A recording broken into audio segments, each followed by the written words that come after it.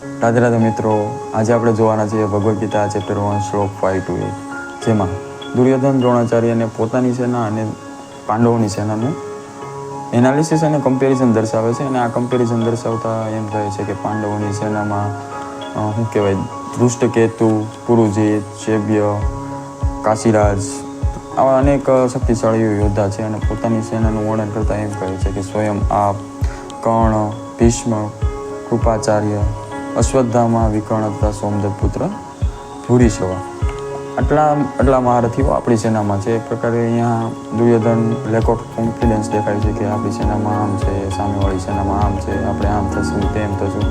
એક પ્રકારે એનાલિસિસ દર્શાવે છે. એને ડર પણ લાગે છે, કોન્ફિડન્સ પણ નથી, કેમ કે એને ખબર છે આપણે અધર્મની સાથે છીએ. અધર્મની સાથે કોઈ પણ વ્યક્તિ હોય નિશ્ચિત નિષ્ફળ થવાનું છે. આજની તો કાલ, અત્યારે સફળતા મળી જશે, પણ એનું પરિણામ થોડાક સમય પછી મળવાનું છે. કદાચ અત્યારે પણ મળી જાય. એટલે આપણે જ ઘણી વખત આપણી લાઈફમાં નાના કમ્પેરિઝન પણ કરતા હોઈએ છીએ. ધારો કે આપણે કોઈ પણ ગ્રુપ પ્રોજેક્ટ છે, હવે ગ્રુપ પ્રોજેક્ટમાં આપણું ગ્રુપનું જે પ્રોજેક્ટ છે આપણે આપણું બેસ્ટ જ આપ્યું હોય હંમેશા. એવું નથી કે આપણે મહેનત નથી કરેલી, આપણે કંઈ કરેલું નથી, છતાં પણ આપણે કમ્પેરિઝન કરતા હોય. એનો મતલબ એમ છે કે માત્ર ખાલી આપણે કોન્ફિડન્સ બિલ્ડ કરવાનું છે. કોન્ફિડન્સ નથી આપણે એમ જ ધારવાનું છે કે આપણું બેસ્ટ જ છે, આપણે જે કર્યું છે એ બેસ્ટ જ છે. બરાબર, આપણે શું કામ કમ્પેરિઝન કરવાની જરૂર પડે છે? આપણે મહેનત જ એટલી કરવાની ને.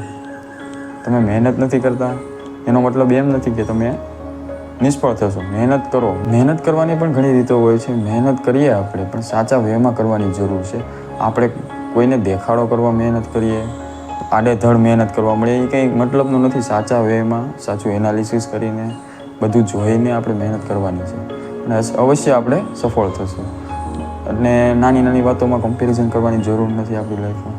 બરાબર છે, હંમેશા આપણું બેસ્ટ દેવાનું, આપણા કર્મ જ સારા રાખવાનું. બસ આજના માટે બસ એટલું જ. Next episode Bhagavad Gita chapter 1 શ્લોક 9.